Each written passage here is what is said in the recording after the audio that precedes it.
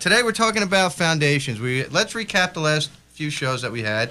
First show was basically how to get all your information together to start a project, get a budget, and then we went on to selecting the professional to help you with your design needs or design build needs, depending on which direction you wanted to take.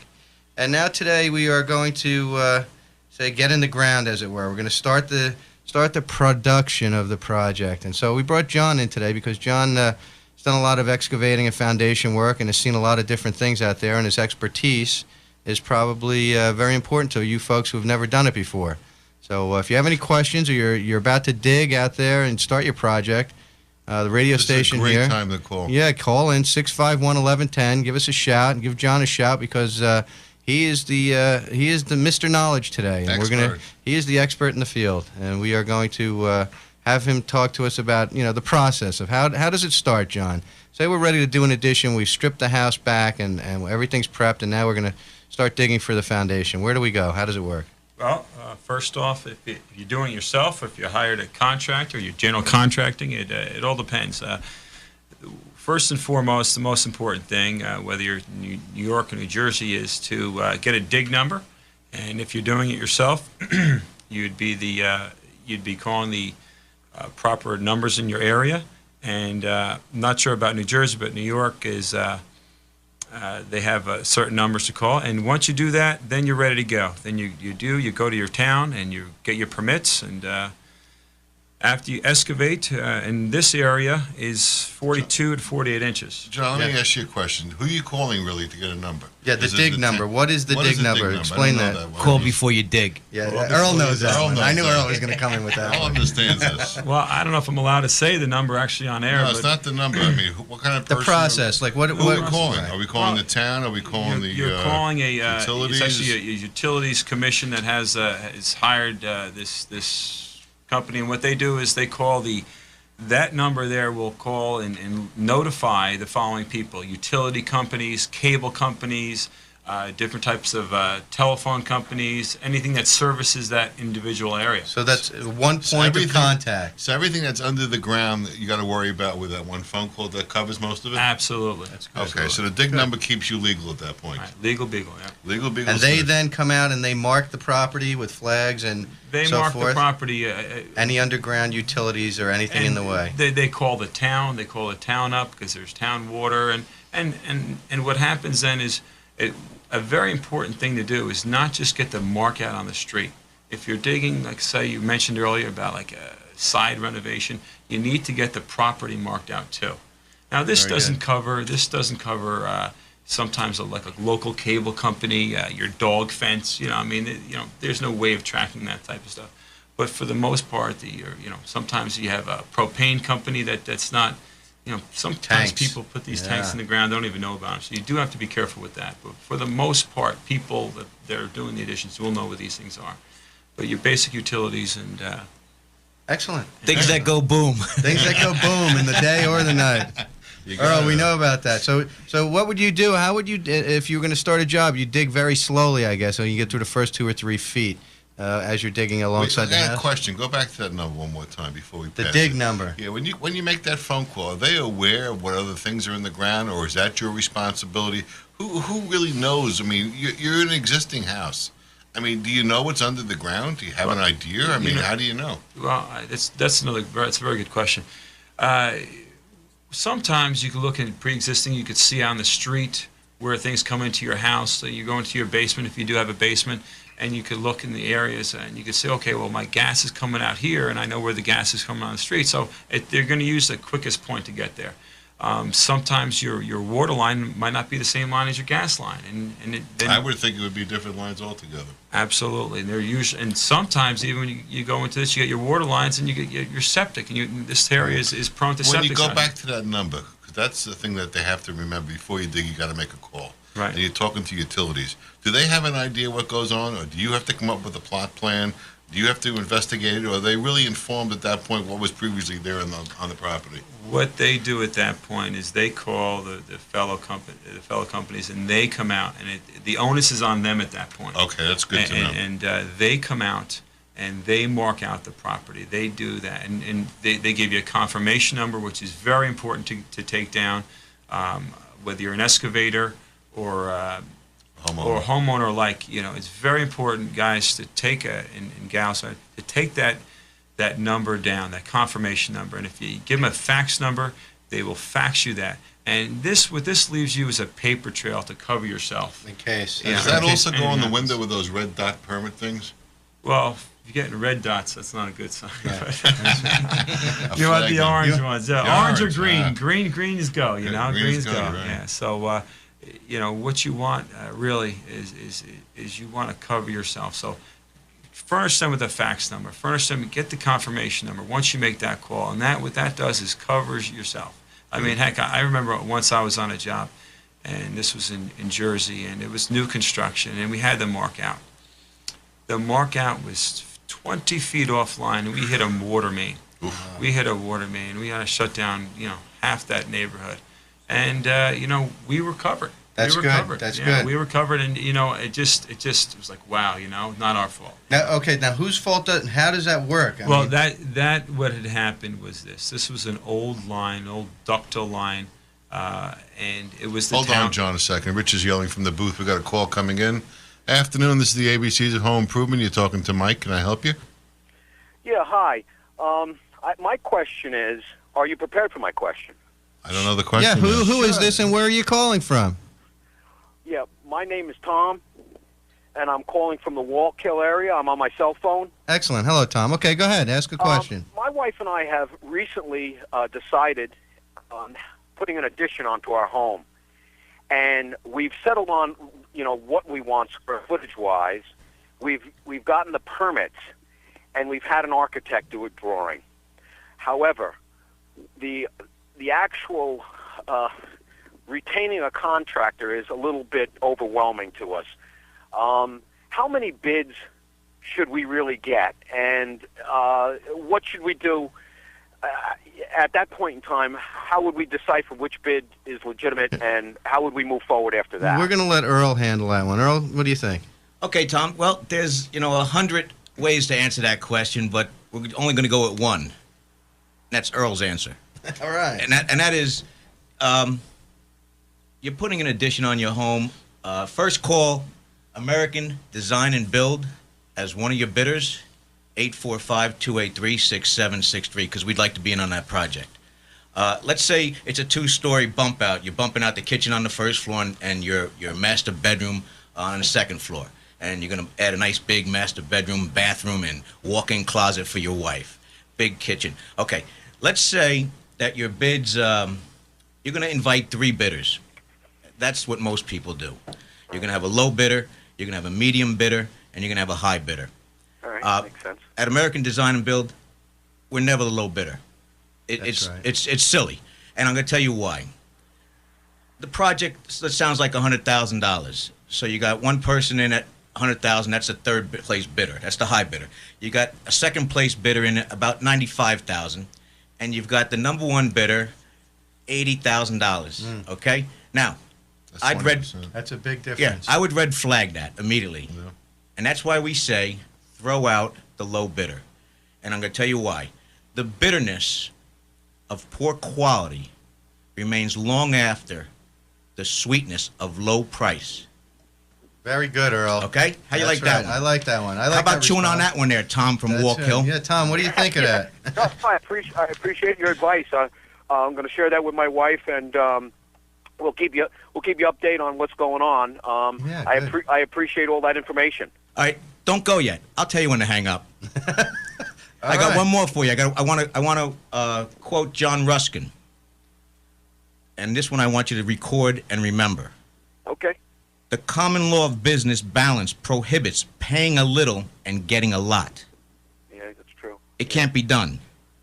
If you point. deal with the lowest bidder, it is well to add something for the risk you run. And if you do that, you will have enough to pay for something better. John Ruskin, everybody. Very good, Earl. Unbelievable. Thanks. Unbelievable. Hey, Tom, what do you think of that, huh? So the ABCs of Home Improvement does come up with some good stuff. You didn't know that Earl had it in him. How about that? No, I've been satisfied. Thank you. That was great. Excellent. Thanks for again. the call. Thanks for the call, Tom. All right, ciao. Okay, now back to our guest host, John Sebastian from Sebastian Construction. Okay, now back to our guest host, John Sebastian from Sebastian Construction, and we're talking today about our main topic is getting in the ground. Getting in the ground, we'll talk about soil conditions and footings and foundations and start going up from there.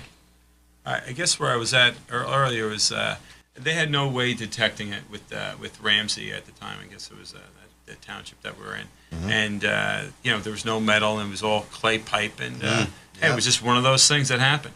But when you're looking into a project, you do have those your conditions, and not to go off on a tangent on that, but if you're looking into foundations and footings and whatnot, you have to look at what you want to do, and how you want to look at it is the way your setting is, whether it's going to be an exposed foundation, whether it's going to be a foundation that you want a basement or you want a slab. So these are all different areas that you need to look into. Nice. John, have you, let's just get back to this foundation. Ever had an opportunity to start an addition off of an old stone foundation? Anything like that? Absolutely. I got to tell you what, I love stone foundations. So because up in this location where we're broadcasting and some of the listening area, a lot of the houses were built in a time when cinder block or masonry block was not there. They were made out of stone, out of rubble that came out of the ground as they were digging the basement. And you'd have to tie a new foundation into that. So what do you suggest, John? What things have you done just in that vernacular? Being in the business and actually owning property I actually have some properties presently that have stone foundations. And what we have done, first off, to A, waterproof, B, solidify, C, to work off of, whether it's a Bilco door on one of my projects and to cut into them. I know that realtors actually sometimes even have problems selling houses with stone foundations because of cracks and whatnot. But what we've often done with foundations like that, and there's products, sealers that you can buy, and everything is. There's just so much new technology going on right now. All right, John, we're going to pause for a minute here to take a break, and then we'll come back and continue talking about the stone foundations. The ABCs of Home Improvement, sponsored by American Design and Build, and our guest sponsor today, Sebastian Construction. The ABCs of Home Improvement will be right back in a moment. And we're back again with the ABCs. Rich is yelling from the booth. We got a phone call coming in. Hello, this is Mike on the ABCs of Home Improvement. Can we help you? Hello, this is Jana Courier. I'm a local realtor in Orange County, and I have a question about stone foundations. Oh, there you go, John. Go ahead. Oh, bingo. Hi, how are you, John? Hi, I'm good. How are you? Okay, and what company are you with?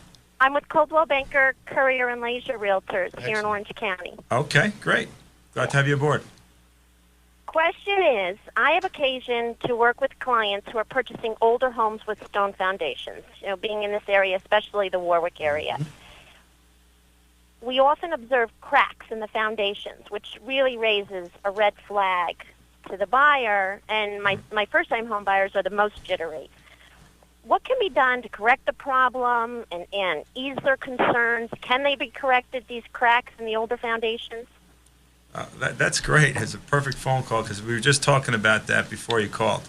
I heard that. Oh, great. I'm listening. That's right. Okay, good. Well, first off and foremost, there's no reason for a red flag. So that you need to put your client at ease. There's different areas that you could look at to remedy these problems. If you could attack it from the outside, that's great. That's what we like to do first. What we like to do is dig down to the outside, the exterior of the foundation, and try to remedy the problem from that point. John, now with the stone foundation, when you're digging down, this is not for the person that's inexperienced, a machine operator, because a lot of it doesn't have to be hand dug. Or go ahead. Lee, excellent. And yes, many times it does have to be hand dug. I mean, heck, I just picked up a little excavator that is no bigger than a shovel. I mean, it's tiny. That's nice. And it's great to have for these little tough to do jobs. But a simple manual help is fine too. If you don't have that option to attack it from the outside, we do plenty of interior remediations. And what I mean by that, your first name again is? Jana. Jana, is to assess the problem, clean, and one of the most important things we do is we try to clean at Sebastian Construction is we try to look at the cracks, clean them. And I mean by clean them is we wire brush, air, chisel out, actually make the crack even actually bigger and sometimes than it is. To a clean, fresh surface, right, of the yes, material. yes. Right? And at that For point, hearing reasons. Yeah. and that point, we wire brush it at that point, and then there's different sealants, epoxies that we use.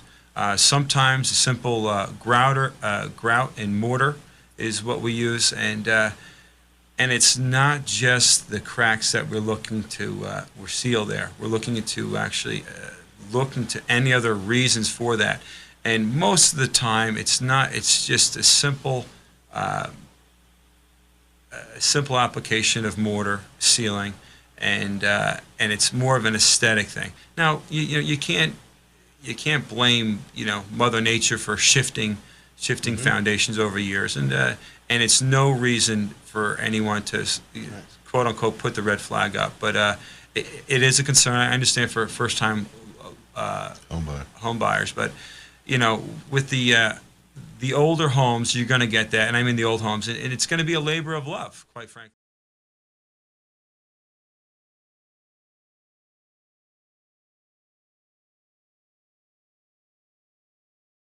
There's no water penetrating through there, you're in good shape. If you have a moisture problem that's occurring in that crack, now you have a little different situation. So, as a realtor, obviously, if you're going to bring that, if that point is brought up, there's a little different application that can be done where they actually inject the crack with epoxies, and it can be sealed as long as it's a minor, water condition. Right. If it's a major water condition, then you got to get to the outside, no matter what.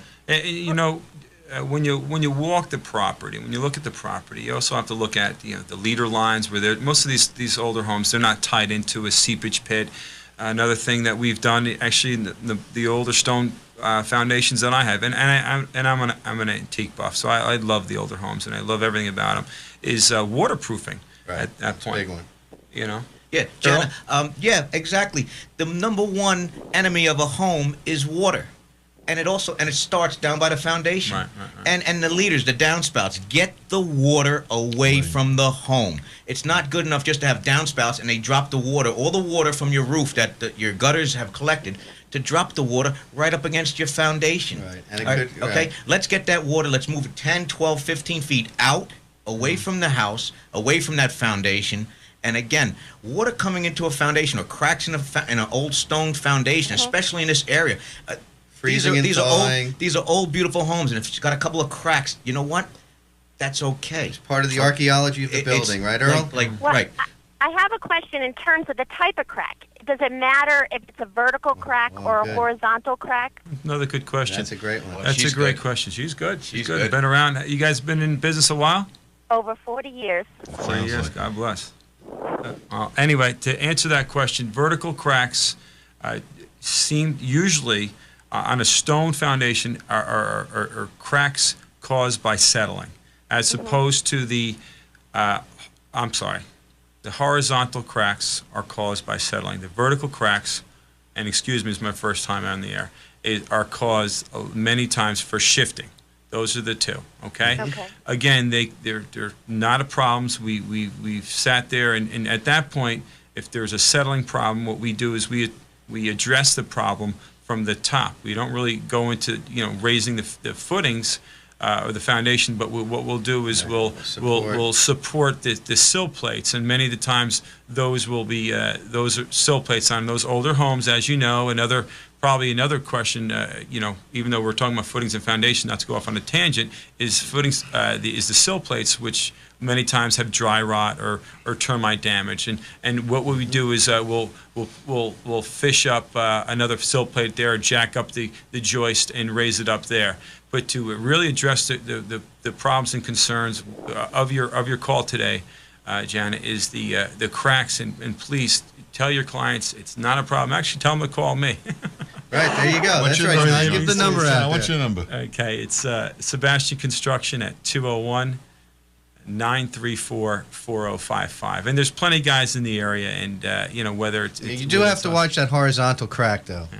I mean, because that could be just a little bit of the undermining of the footing, or something's happening down below. It's creating a shift, and that horizontal crack is something of a little concern, depending on what's causing it. It could be water or something undermining, or a footing that wasn't there. It might be settlement somewhere. So what John suggests is actually propping the building up and supporting it first, and then starting to do your investigation. Great But- question. Okay. I Thanks for the appreciate it. call. Thank you very much, and good luck. All right, so we're going to get back to the old stone foundations. Well, I think we went through that pretty well, John. That was excellent. That worked out great. That was phenomenal. That was a great It was phone a call. little ESP. That was a great phone call. Good question. Right on the top. Right on What's the up, buzzer. Rich? Yeah.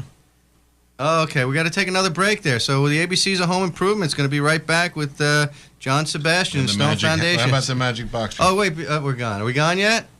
Okay, we got. When we come back, we have the magic hat here. We'll talk about the magic hat when we return. The ABCs of Home Improvement will be right back in a moment.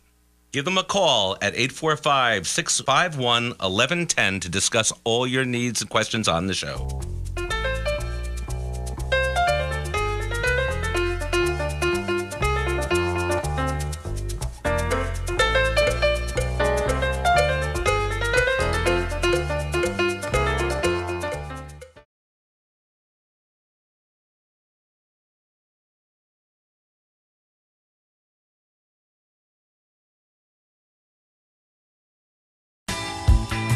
Hi, we're back again with the ABCs of Home Improvement. I'm Mike Ash, supplier of kitchens, and the other guest today is John Sebastian, and Rich from the studio, from the other room is telling me we have a phone call. Go ahead. Hello. Hello, Mike. Yeah. How you doing? Hey, Steve. How are you? It's Uncle Steve, the roaming renovator. Here we are. How you doing, Steve? Steve, you're on the air. You're here with Earl and Big John and Mike. What's going on? What's All right. Where you working today? We're up here in beautiful Woodstock, New York. Oh, nice day with the nice weather. Whirlpool bath for a Whirlpool lovely couple. bath. Oh, very nice. You want so this is Steve, the renovation specialist, huh? That's Steve, Uncle Steve, yeah. why don't you throw your number out to the folks out there in the Woodstock area that might be looking for something? Oh, that'd be great. That'd be 845-831-7609. Oh, there you go. The So what are you renovation doing man. today to make somebody happy? Wow. Just say yes. Just say yes. We like that, Uncle Steve. All right. Do Now what you they want. listen. They're going to be calling. We had a few calls already in at the show here. They're going to be calling down to you now. That's it. With that, just say yes. Very good. You guys are the experts. Well, listen, Steve. While we got you here, we got the magic hat that we brought into the studio for the first time, and we want to let the folks out there in Radio Land know what that's about. So what we have here is the company is changing over its office. Arca Future is changing over its office, and you are now the third call. So the fourth and fifth callers are eligible for our free giveaways. We're giving away a Sony answering service here and a Sony Handycam, an 8mm Handycam. Both Wow. both used. Both of I them might being. have to call back. Hey, now you got it. Both of them. You Just get, say no. Just say no. Earl's looking at the Sony Handycam here himself. He wants to take that home with him for his next home improvement project. So we got that in the magic hat. We're going to do that every week while we're on the air. Get you folks jingling up the phone lines here, and you can pick up this stuff at the station. So we're going to take the next two callers to call in. You get these as is, whatever it is, Sony answering service and the Sony 8mm Handycam for 4 and 5. So, I guess you're remodeling in your place, huh? yeah, we've got to make room for the new technology. So this I is, hear you. one step back. Steve, good luck on the bathroom. Thanks for calling. Take care. All Bye, right, guys. take it easy. That's great. Yeah, that's good. Good All to right, hear. so let's get back to getting in the ground here, right? We were on our stone foundations, and we were just talking briefly about different circumstances there. But let's say we're ready, we're prepped, we're ready to start scraping the ground now. What happens, John? Go ahead. Well, we at that point we have our inspections in which we need to talk to the local authorities about that, and they usually come down in this area. The frost line, and maybe you can correct me, Earl, it might be 42 inches. That is what they're looking for. Yeah, 42 inches. I don't know if you guys know, I actually taught high school. Oh, see that? John's giving a little bit up on the air here. It's a it little gets confessional here in the booth. And I didn't do that because I didn't want my clients to know that Nice. I was I doing won't tell double anybody, Jim. dipping. Nice. I did that for 12 years, and I actually taught construction technology, teaching kids how to build homes. Oh, excellent. And John. it's I guess you could say it's sort of like your New York BOCES here, your BOCES program you have here in New York State. But to get back to what you're saying, your town official would come, a building inspector, and sometimes it's not the actual building inspector, but just an inspector from the town, and he would look and measure and see if the ground is stable. I know that's one of the questions, and see if there's anything going on, and making sure the footing is wide enough. Some footings don't require any forms, others do, depending on the application. Most footings are 24 inches wide by 1 foot deep. Some require, if you're going into an existing footing, to be pinned, and that means is you would drill out the existing footing and put rebar, different types of rebar, I think this is the rebars, to pin the one into the new footing. Pin, Okay. attach. It means attach. Okay, and it's sort of like a dowel, drilling a hole into a piece of wood and putting a dowel in it and to attach it to another piece of wood. And that's Sounds like an just interlocking try to, system. like an analogy, yeah. Yeah. I'm trying to give you here, and or an example. And at that point, once the footing is poured, then the Are block all works. let me ask you something, 'cause I don't know about footings really. Are they always concrete?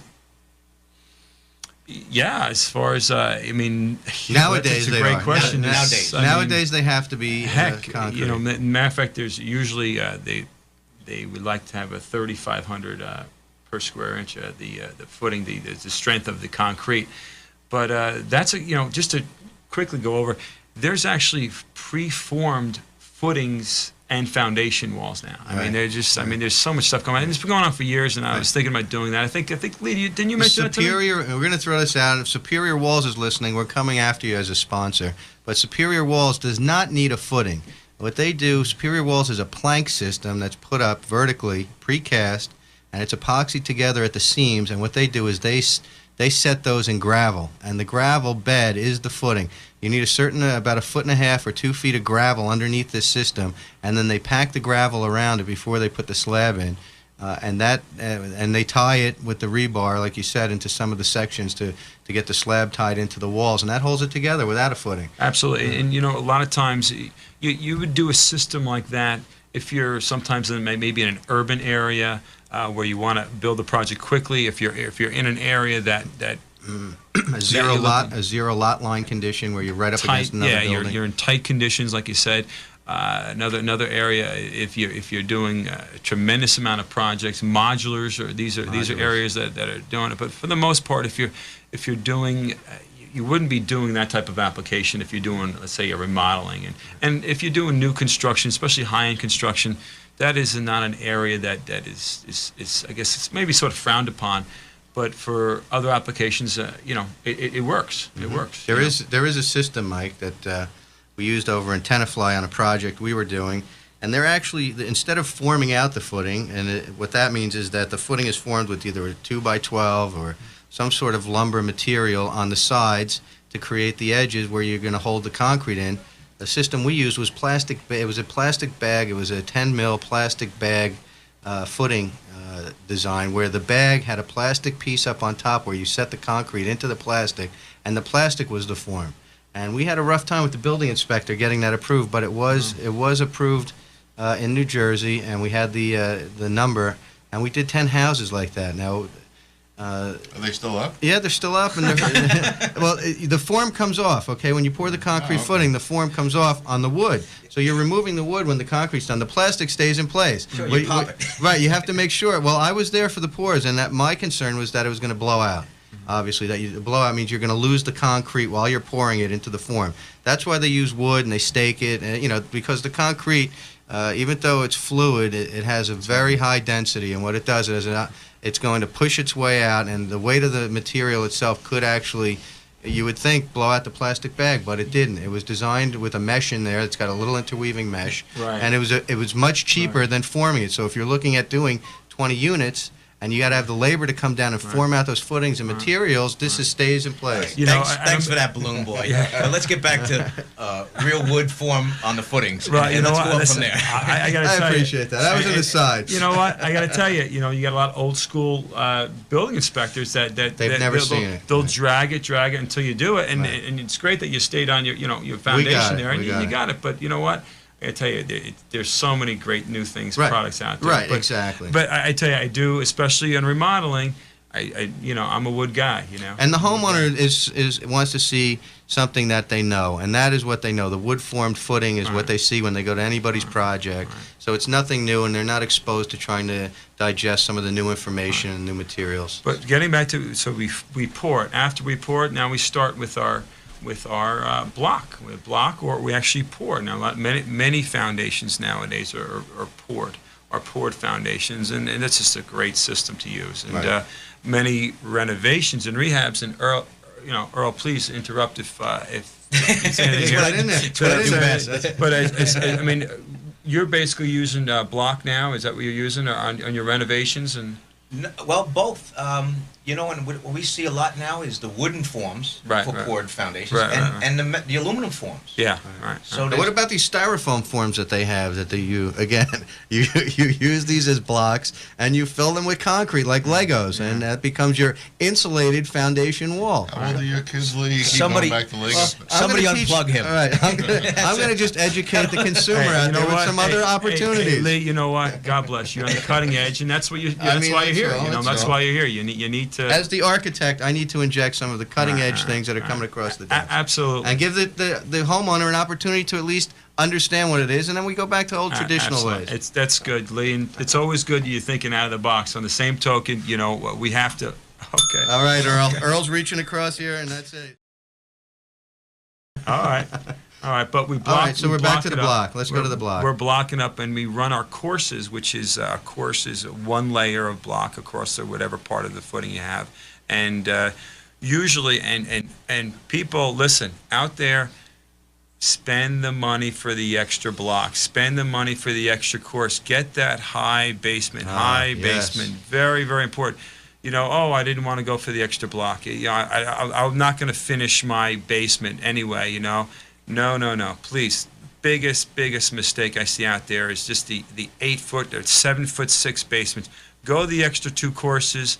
Make it a full high basement. You know what? Because basements aren't basements anymore. They're living space with sheetrock ceilings and sheetrock walls. And you know what? You might not want it, but you know what? Money well spent. Raise the extra 2 courses If you of don't do block. it now, Johnny, you'll never do it. And great for resale, even if you're down in the future. Absolutely. And really, hey, listen, if I'm not living here, if I was to leave tomorrow, what would what would someone else want? So please spend the money for the extra 2 courses, Just get it extra back. course, and Just you'll get it get back, it back also. in the long run. Right. It's my understanding that the reason why we do basements here in the Northeast is because you mentioned the 42-inch frost line. Right. Because elsewhere in the country, down south, you don't need to build a basement. Right.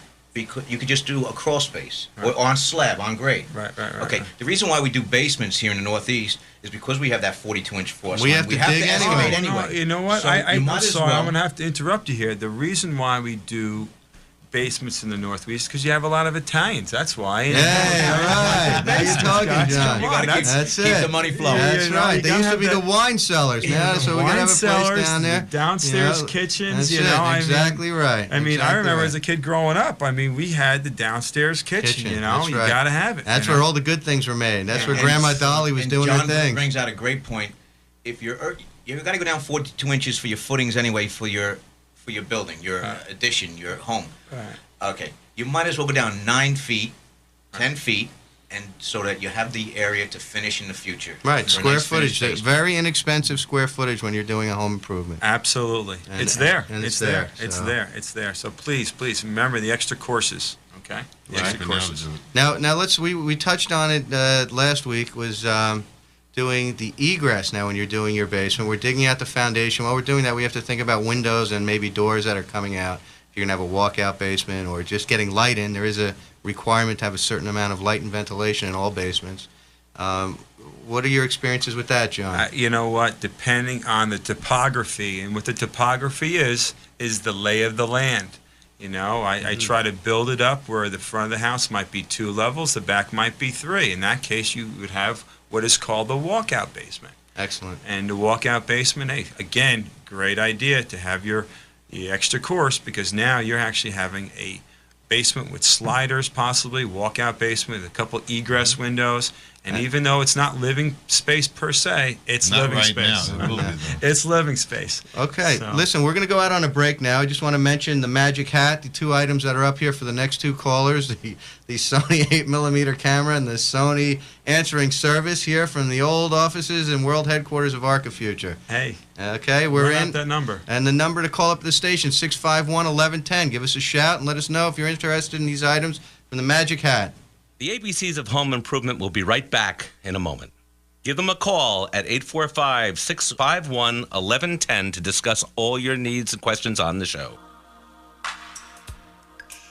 Resnick's Mattress Factory Direct. Manufacturers of mattresses, we sell them at the best prices you can find. We've been manufacturing mattresses in New York State since 1938. That's right. Hi, this is Justin Resnick from Resnick's Mattress Factory Direct. We have a factory in Newburgh, and our company has been manufacturing mattresses since 1938 in New York State. Come on in and check us out. You'll be glad you did. Where are the stores? Here are the stores. Middletown, Route 211, just past Wendy's and next to Dunkin' Donuts. Kingston, Ulster Avenue, just below the Hudson Valley Mall, next to McDonald's. Newburgh, Route 32, North Plank Road, Price Chopper Mall. Hey, Space Cadets, look at our website, resnicksmattress.com, or call 1-800, the number 4, and the letters RESNIC,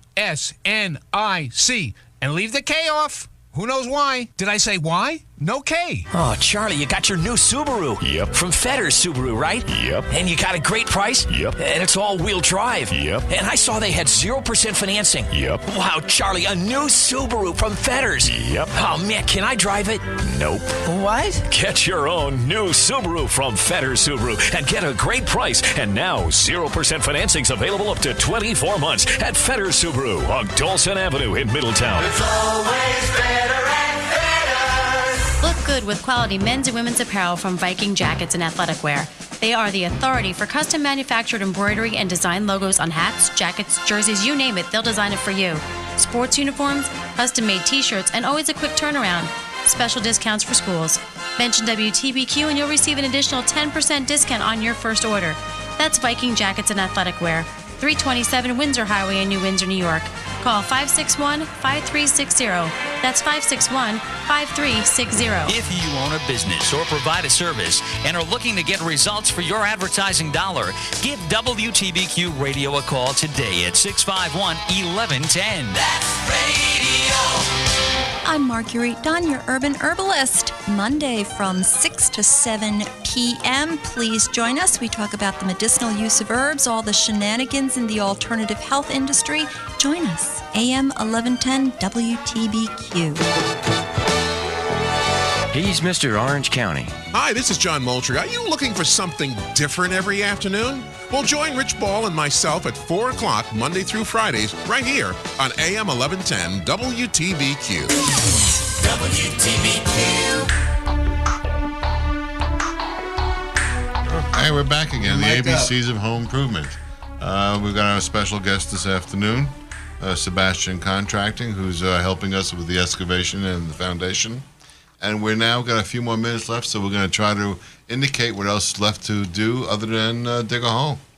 Oh, we're digging the hole. We're past the hole. We got the footings in, Mike. That's good. Carl's been there talking us through. John's been there telling us We've about had how we the got the inspectors block. come by already. Inspectors, and I guess we got the block walls up, and we're ready to go from there. Where do we go there, John? Where do we go next? Okay, well, the block walls are up, and now we're at our finishing stage. Usually after the block wall's up, what we like to do is we like to get our perimeter drains, or our footing drains in.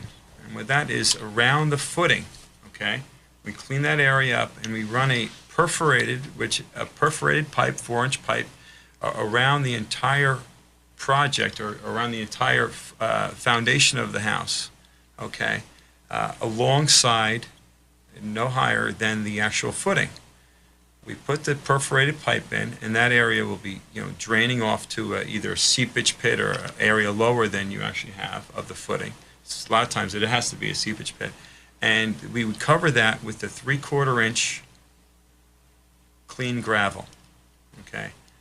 And after that, now we're looking to parge the foundation. What I mean by parge the foundation is putting a damp proofing. All it is plaster, guys. It's finishing plaster. coat, John? Would you consider it's that? a finishing coat. And what it is usually it's a 2 or 3 coat process, and maybe a scratch coat or 2, depending on the thickness that you wanted here, of a very fine cement, and it's just like plaster. You put 2 coats on, sometimes even a third. Okay, and then what that helps is that'll help stop the bleeding through, just in case it is a block wall. Of sometimes you see, like the actual, when it's damp out, you actually see the blocks, absorbing some of the moisture, and you see where the joints are. Okay. This stops that. It's an aesthetic thing, to boot. And then at that point, we would use a tar-like substance to roll on the areas that are going to be buried on the footing and foundation. And what I mean by that is areas that the top part of your foundation will not be exposed to the ground. Okay, and we damp-proof that. We usually 2 coats of a tar-like emulsion, and we roll that on. And actually, a lot of times what we do is after we put that on, we actually insulate that. Mm-hmm. And there's like a 1-inch foam that we actually stick on the right on exterior. there. Yes. And that really helps that a lot. You need a certain R value sometimes, and that's and good. it's a great thing to do. When people says, well, I don't want to do that, I'm not going to see it. But boy, I got to tell you, especially nowadays with the people using their basements, it is money well spent. And isn't it? It's also another vapor barrier, so it is another moisture stopper before it even gets to the bituminous. Absolutely, absolutely. So now you have your 1-inch foam, even 1.5-inch foam. You have your tar. You have your 2 or 3 coats of plaster. Now you have your wall. Good shape, guys. You're in good shape here. You're Three lines of defense they always taught you in school for water penetration. You always have to have 3 different ways to get the water, to relieve the water up against the surface, and so you have that there with the foam. Very inexpensive, well worthwhile. Just remember that, folks, when you're doing your home improvement projects. This is something your contractor may not even offer to you, and you can show them that you have a little more sense by asking them about it and finding out what the cost is for that. And it's all thanks to your show. That's right, and you, John, for bringing it up. So, well, listen, in closing on the footings and foundations here, guys, it's very important. It's very important that you realize the hydrostatic pressure in this area. If you have a house that's on a slope, that you have drains, sometimes even more drains besides the water pounding against your foundations. And what we call them is just extra drains that will go maybe 7-10 feet off the foundation. Just say you're building a house on a hill, whether it's a front or back. And what we do then is we dig down, and before we even get to the foundation, we put a perforated pipe in with some gravel. And a lot of times, something I omitted earlier, is on top, before you do backfill, is putting a filter fabric over the 3/4 inch stone, which is on top of your perimeter. Now, drain. I was talking about the high technology, John, but let's go backwards. And in the old days, they didn't use the filter fabric; they used salt hay. Now, what is this salt hay versus regular hay? What is salt? Well, actually, they wouldn't use the salt. They would use the regular hay. They just the salt hay you use on the on seeds and whatnot. And the regular hay we would use is, and what that would do is help filter the dirt, okay, away from the 3/4 inch stone. Because what happens in time, your pressure, your water pressure bangs against your foundation wall. It bleeds down. Now it's bleeding through water. Right. Now the water, it turns mucky. Mud. All right. So what we and then what it we dries want up and it locks into the stones. Right. So we don't want that. And what we want to do to alleviate that, to try to keep your 3/4 inch stone clean, is put this filter fabric on to help that. And whether it's just also a simple layer, and again, it's very inexpensive to do. So make sure, and it's not required. Many towns do not require it. So these are the things, again, when we talk about better contractors and the guy giving you a bid for $80,000 and a guy giving you a bid $100,000, you're not going to get that with the low bidder. Right, you're So we missing talked about pieces that to the earlier. puzzle, Right, which is and very these good. are these are all areas that you might not know about, and these are all areas that you would get using a quality contractor. Very good, John. That's excellent. And now I'm going to go forward, though, and before we wrap the foundation up, with the membranes. We're not going to mention specific manufacturers, but the membranes that go on the outside of the foundations. 1 minute. We're on our 1 minute. John, just in general, do you use that at all in any projects? Absolutely, depending on the application. Okay, if you guys want to hear anything else about foundations or concrete work, as well as custom homes, give John Sebastian a call. John, throw your number out to the folks again. Okay, it's John Sebastian, Sebastian Construction, Ramsey, New Jersey, 201-934-4055. John is building in New York and New Jersey, so you folks up in the Warwick area, if you're interested, give him a call for custom housing. We got Earl Slick down there from the ABCs. Earl, what do you think? Great show, guys. Great show. Mikey? Well, I'm always glad I show up, I'll tell you that. That's good. I learn a few more things every time I come here. It's always good. And your other host over here in the corner, Lee Durario, signing off from the ABCs of Home Improvement. See you next week, everybody. Thanks.